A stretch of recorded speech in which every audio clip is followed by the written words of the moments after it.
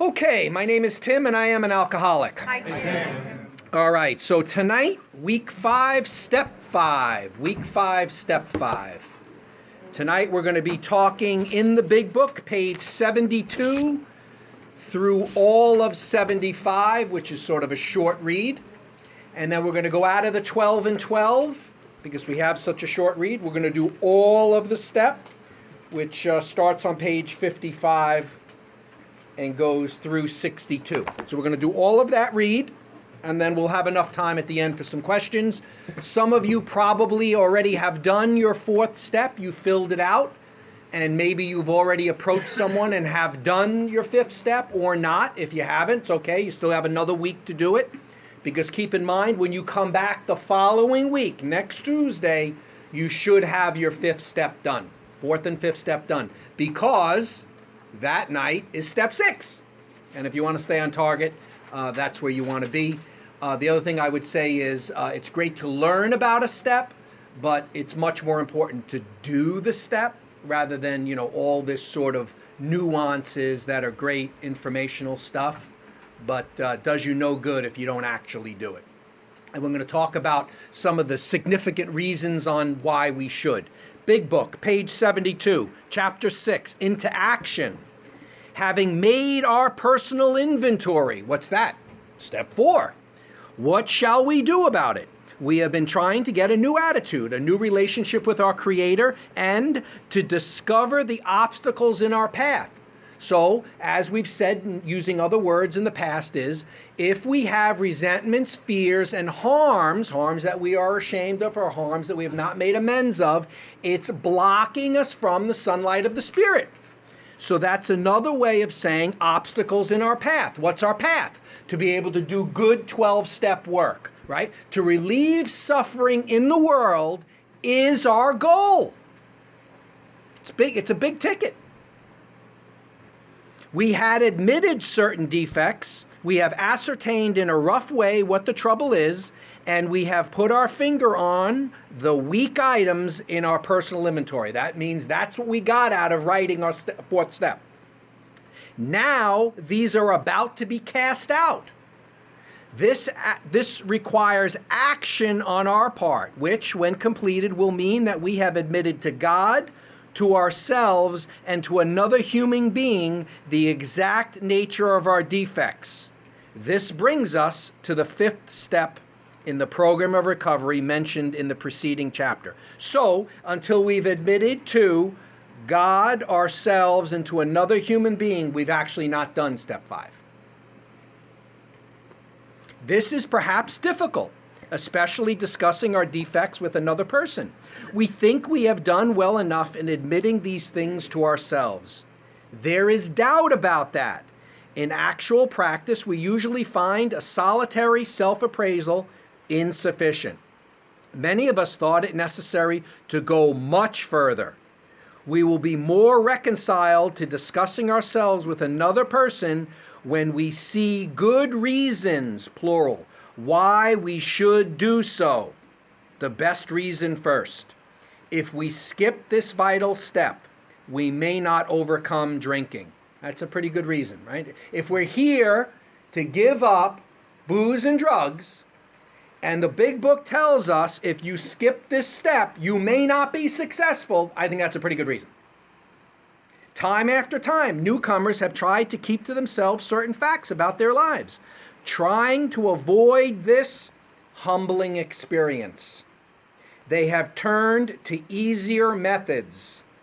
Almost invariably, they got drunk, having persevered with the rest of the program. They wondered why they fell. We think the reason is that they never completed their house cleaning. They took inventory all right, but hung on to some of the worst items in stock. They only thought they had lost their egoism and fear. They only thought they had humbled themselves, but they had not learned enough of humility, fearlessness, and honesty in the sense we find it necessary until they told someone else all their life story. More than most people, the alcoholic leads a double life. He is very much the actor.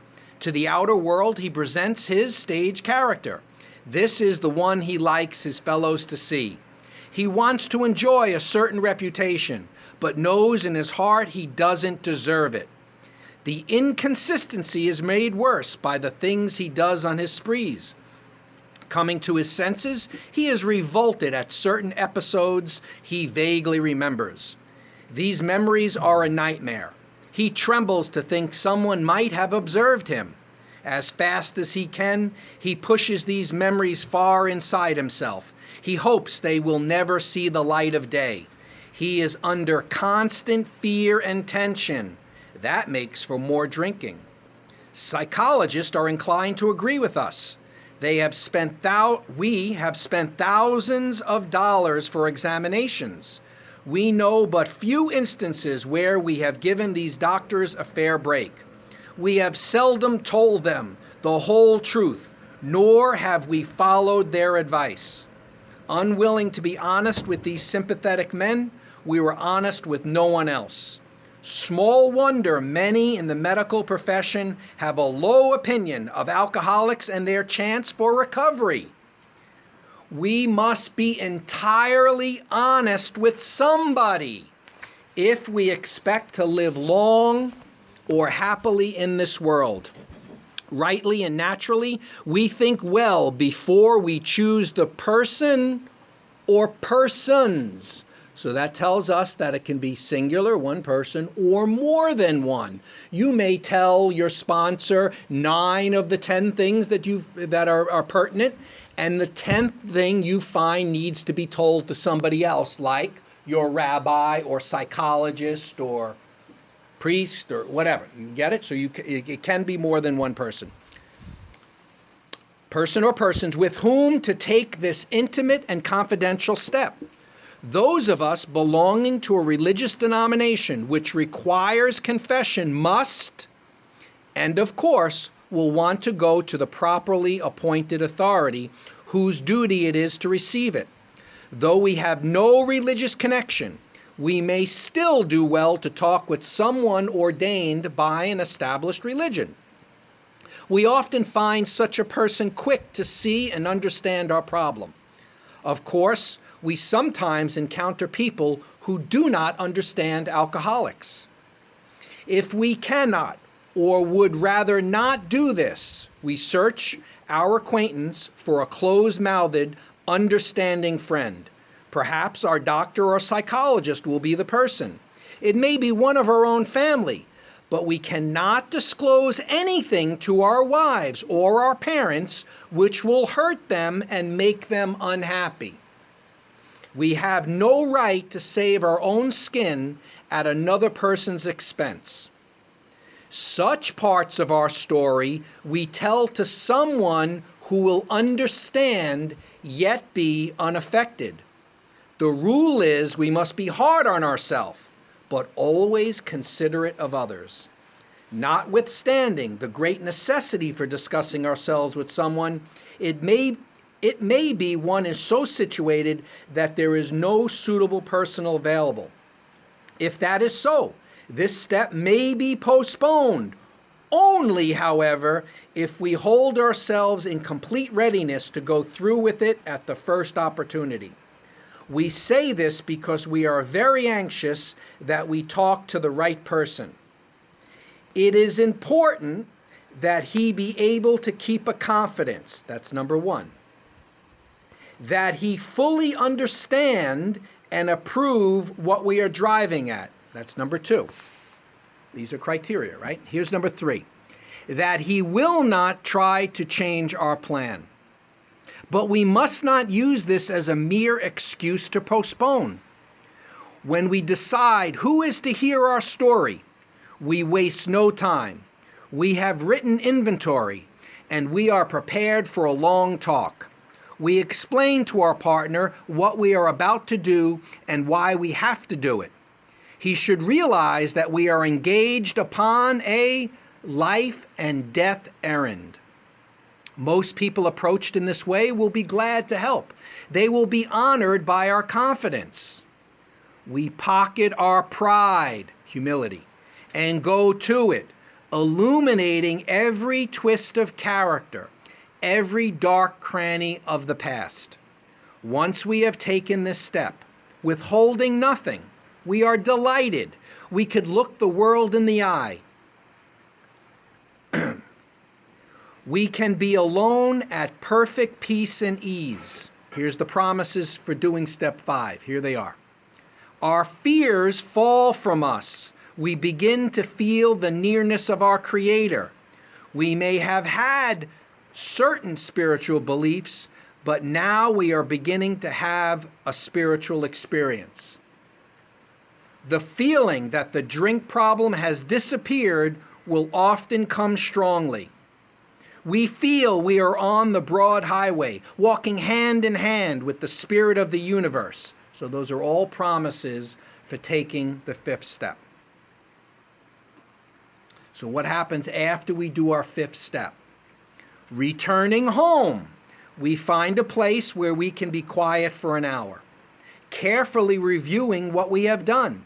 We thank God from the bottom of our heart that we know Him better. Taking this book down from our shelf, we turn to the page which contains the 12 steps. So that's page 59, right? Carefully reading the first 5 proposals, first 5 steps. We're asking ourselves, we ask if we had omitted anything. Should probably read that again. We ask if we have omitted anything, for we are building an arch through which we shall walk a free man at last. Here's questions we ask ourselves after that 1 hour. We've pulled the book down from the shelf, and now we're going to kind of meditate on this. Here's the questions we meditate on. Is our work solid so far? Are the stones properly in place? Have we skimped on the cement put into the foundation? Have we tried to make mortar without sand? So we're going to stop there tonight. That's step 5. And you can see all those construction imageries that the big book authors gave us. We're going to switch over to the 12 and 12, about the same number of pages in here. I tried to see if there was a place, if there were some areas where I could just read a paragraph and skip a paragraph, but it seems like it's all pertinent information. So bear with me if you don't have your 12 and 12 in front of you. No big deal. We're on page 55.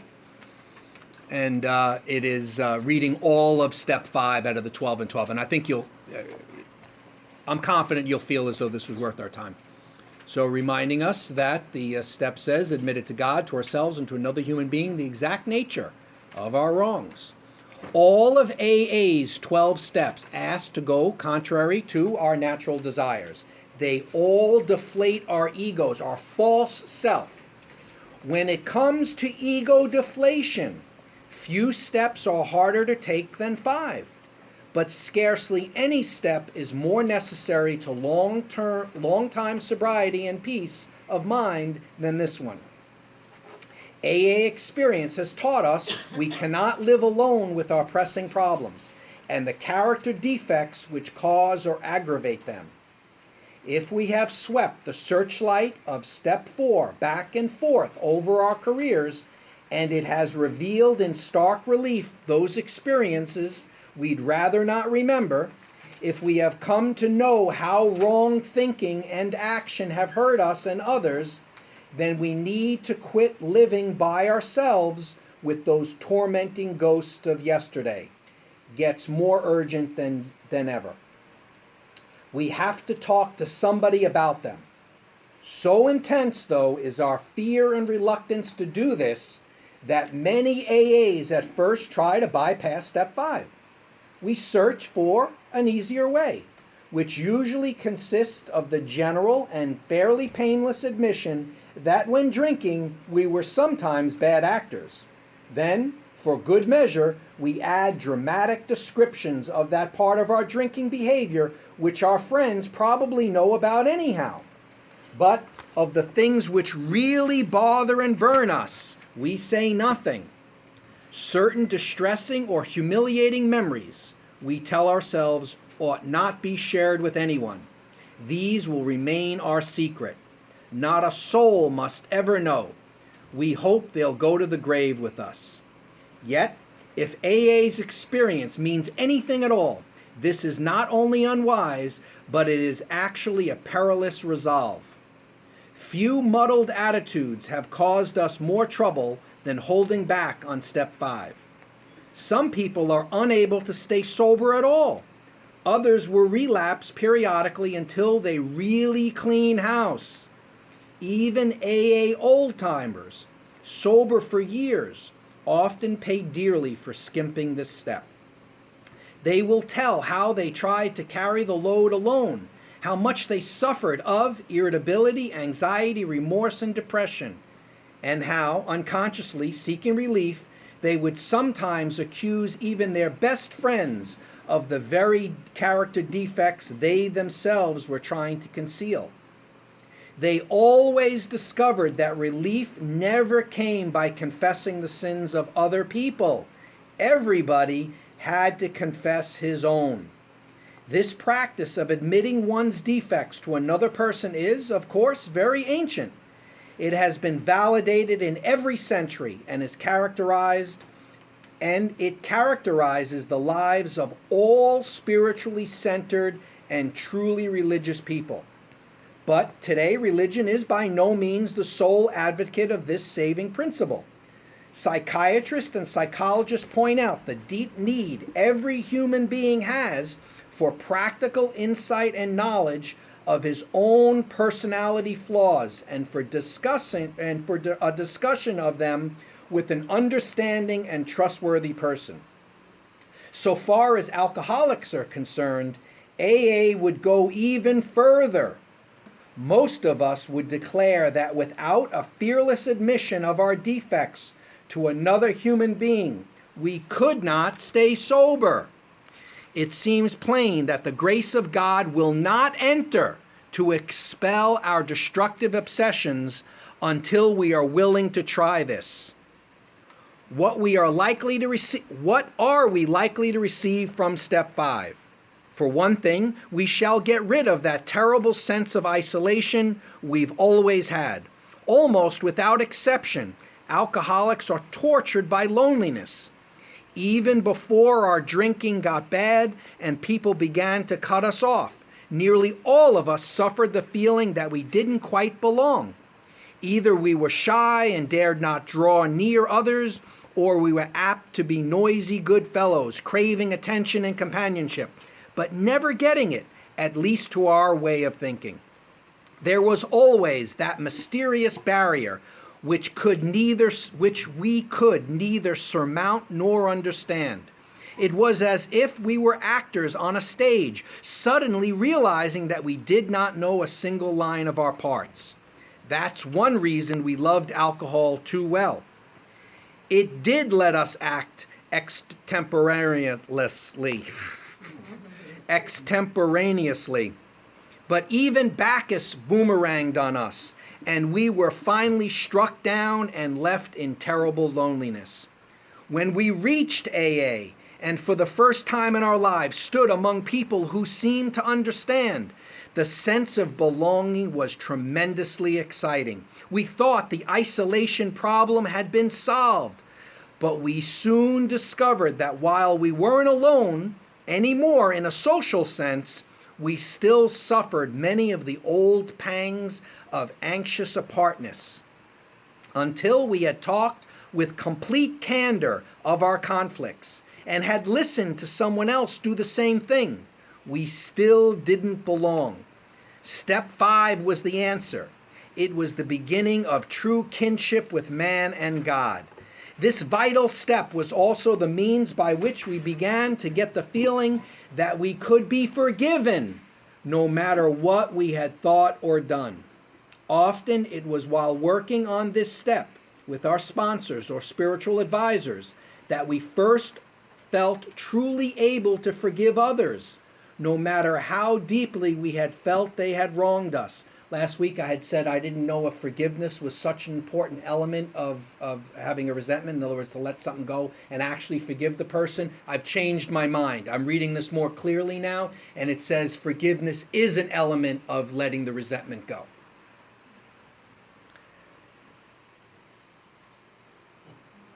I don't know where I ended there. Our moral inventory had persuaded us that all-around forgiveness was desirable, but it was only when we resolutely tackled step 5 that we inwardly knew we'd be able to receive forgiveness and give it too. Another great dividend we may expect from confiding our defects to another human being is humility, a word often misunderstood. To those who have made progress in AA, it amounts to a clear recognition of what and who we really are, followed by a sincere attempt to become what we could be.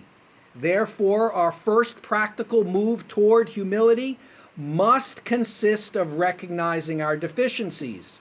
No defect can be corrected unless we clearly see what it is. But we shall have to do more than see. Isn't that sometimes where therapy ends? Like, yeah, I got it all figured out. Okay.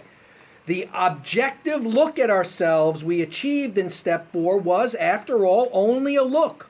All of us saw, for example, that we lacked honesty and tolerance, that we were beset at times by attacks of self-pity or delusions of personal grandeur.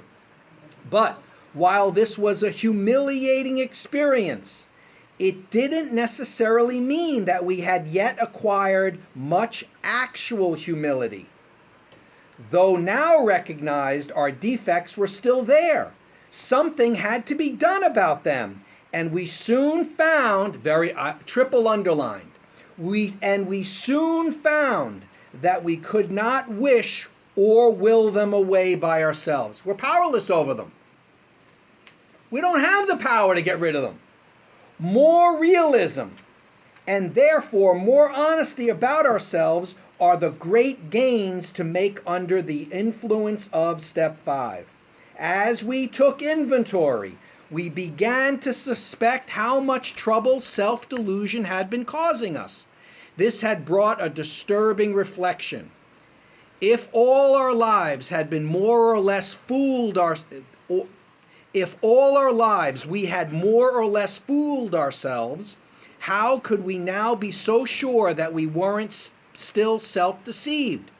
How could we be certain that we had made a true catalog of our defects and had really admitted them, even to ourselves?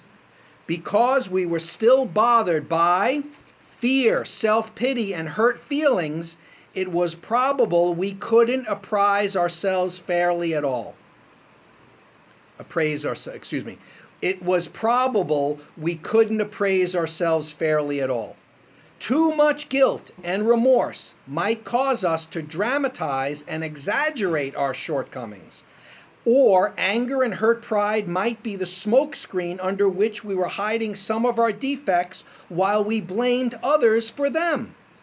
Possibly, too, we were still handicapped by many liabilities, great and small, we never knew we had. Hence, it was most evident that a solitary self-appraisal and the admission of our defects based upon that alone wouldn't be nearly enough.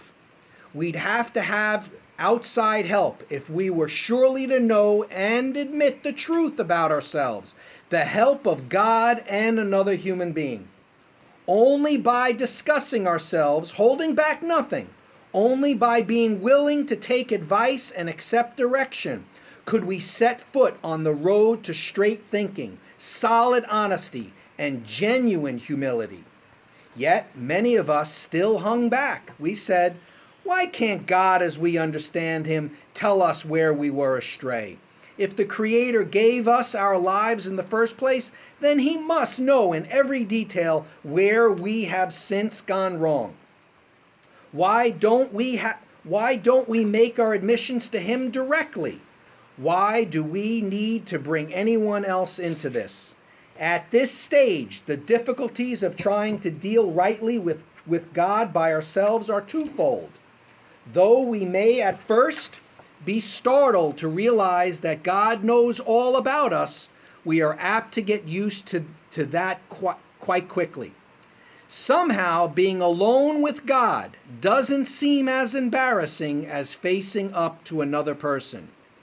until we actually sit down and talk aloud about what we have done, what we have so long hidden, our willingness to clean house is still largely theoretical. When we are honest with another person, it confirms that we have been honest with ourselves and with God. The second difficulty is this: what comes to us alone may be garbled by our own rationalization and wishful thinking. The benefit of talking to another person is that we can get his direct comment and counsel on our situation. And there can be no doubt in our minds what that advice is.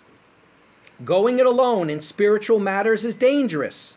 How many times have we heard well-intentioned people claim the guidance of God when it was all too plain that they were sorely mistaken?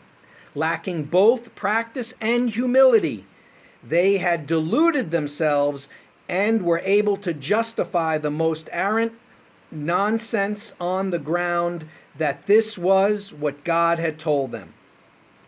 It is worth noting that people of very high spiritual development almost always insist on checking with friends or spiritual advisors the guidance they feel they have received from God. Surely then a novice ought not lay himself open to the chance of making foolish, perhaps tragic, blunders in this fashion. While the comment or advice of others may be by no means infallible, it is likely to be far more specific than any direct guidance we may receive while we are still so inexperienced in establishing contact with a power greater than ourselves. Our next problem will be to discover the person in whom we are to confide. Here we ought to take much care, remembering that prudence is a virtue which carries a high rating. Perhaps we shall need to share with this person facts about ourselves which no others ought to know.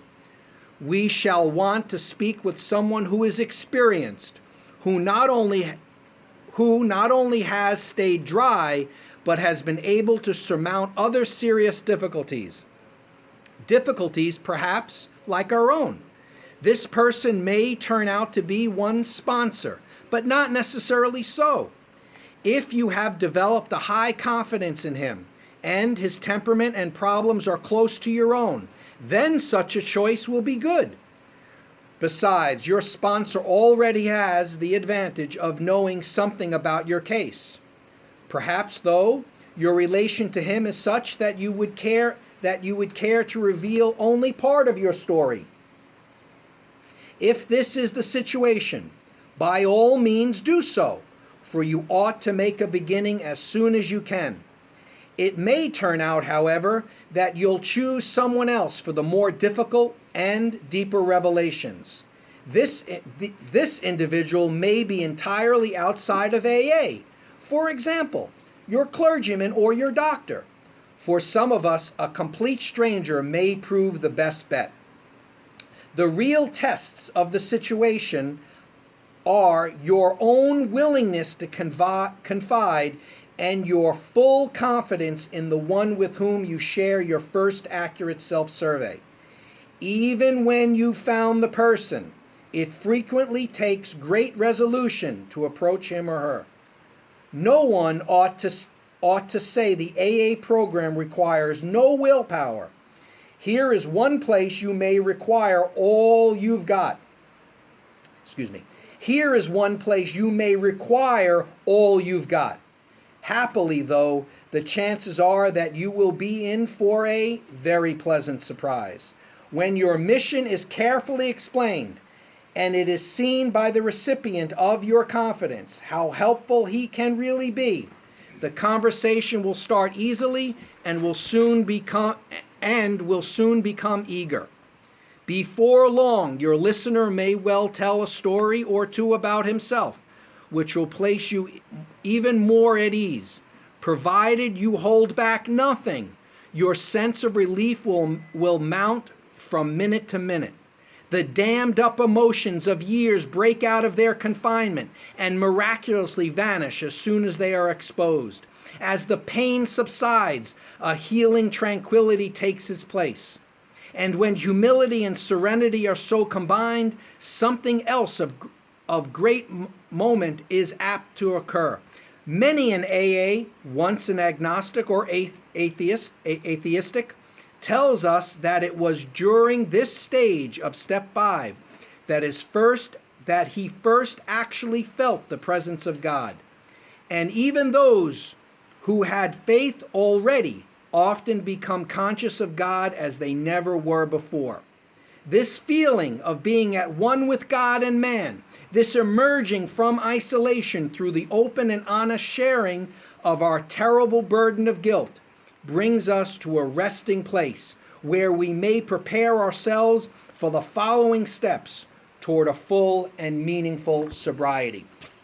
Okay, so I hope that explained, a little long, I apologize, but I hope that explained the importance of doing this and motivated you to do it.